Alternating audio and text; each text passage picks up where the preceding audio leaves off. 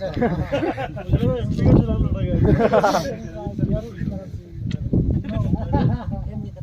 लोग खुश हो गया ना सर. अच्छा थोड़ा क्या खुश अक्सर से थोड़ी कम.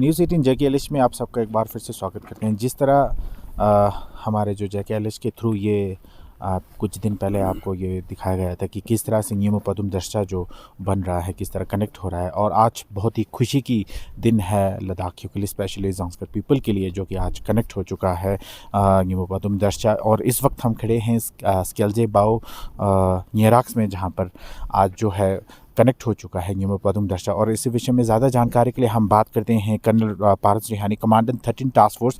सर बहुत बहुत शुक्रिया हमारे साथ बात करने के लिए। आज जो NPD जो कनेक्ट हुआ है उसके बारे में थोड़ा बताएंगे सर। अच्छा, ये नीमू पदम दारचा जो रोड है, ये रोड लगभग 24 साल पहले कंसीव हुआ था बाय गवर्नमेंट ऑफ इंडिया, और उस पर काम 24 साल से चल रहा है। और प्राइमरली ये रोड इसका जो भी मिलिट्री पॉइंट ऑफ व्यू से इम्पोर्टेंस था, ये ज़ंस्कार के लोगों के लिए बहुत इंपॉर्टेंट रोड है। ठीक है, जैसे कि आप जानते हैं कि ज़ंस्कार चारों तरफ से माउंटेन रेंजेस से घिरा हुआ है और हर डायरेक्शन से आपको पासेस क्रॉस करके आना पड़ता है। और 20 साल पहले जब यहाँ रोड नहीं था तो यहाँ लोकल्स को भी लेह से लिए एक्सेस तभी हो पाता था जब विंटर्स होती थी और चादर ट्रैक से लोग वहाँ जाते थे। सो इस रोड के आने के बाद एक तरह से बहुत सहूलियत होगी। लेह से बिना कोई पास क्रॉस किए सीधा पदम गाड़ियाँ जा सकेंगी। सो जैसा कि मैंने बताया कि बॉर्डर रोड्स ऑर्गेनाइजेशन इस रोड को बनाने के लिए कार्यरत थी पिछले कई सालों से, और स्पेशली 2020 के बाद काफ़ी इस रोड में इम्पिटस और पुश मिला है। एंड लद्दाख गवर्नमेंट की तरफ से भी हमको काफ़ी सहूलियत मिली थी, जहाँ की उन्होंने हमको इस साल दिसंबर के बाद सर्दियों में भी काम करने का पूरा छूट दिया, जिसके कारण पिछले 3 महीने में हमको काफ़ी प्रोग्रेस मिला।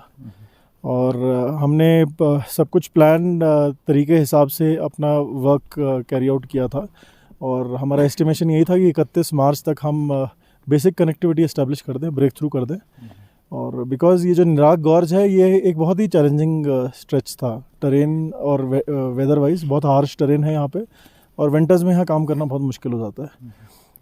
जो कुछ मुश्किलात आती हैं, एक तो टेरेन आपने देख ही लिया, बिल्कुल वर्टिकल हिल स्लोप्स हैं दोनों साइड पे, तो यहाँ रॉक को काट के आगे बढ़ना इतना इसके टेक्निकली चैलेंजिंग है। उसके अलावा काम करने के लिए अभी भी आप देख लें -6-7 डिग्री अभी भी टेम्परेचर है। मार्च ख़त्म होने वाला है, जनवरी में ये टेम्परेचर लगभग -15 तक रहता है दिन में, और रात को -20 -25 तक जाता है। तो इन सिचुएशंस में ये बॉर्डर रोड्स ऑर्गेनाइजेशन के पर्सनल और जो CPLs जिन्होंने इन पे काम किया है, एक सराहनीय काम था, और इसको करना इतना आसान नहीं था। सो एक तरह से ये एक बहुत बड़ी अचीवमेंट है हम सब के लिए कि हमने जो प्लान किया था उसके हिसाब से हम इसको टाइम पे पूरा कर पाए। तो सर ये पब्लिक के लिए कब गो थ्रू होगा, किस तरह होगा सर?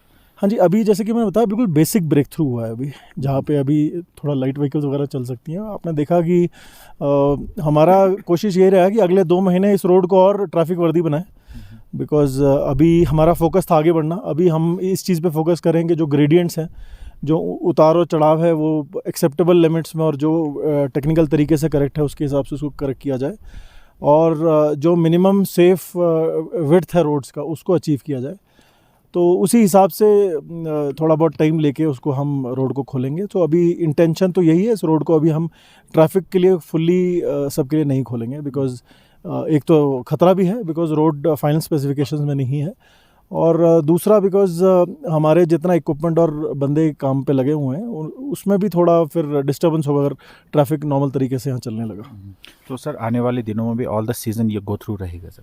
हाँ जी, यहाँ पे जनरली इस बार हमने विंटर्स में भी देखा है, यहाँ पे जब स्नोफॉल इतना होता नहीं है कि किसी कारणवश लंबे टाइम के लिए ये रास्ता बंद रहे। बाकी थोड़े लैंडस्लाइड एवलांचेस वगैरह आते हैं, उसके लिए हमारे प्री पोजीशन रहेंगे, रिसोर्सेज हम इसको खोलते रहेंगे। लास्टली कुछ मैसेज देना चाहेंगे sir, specially people of Ladakh?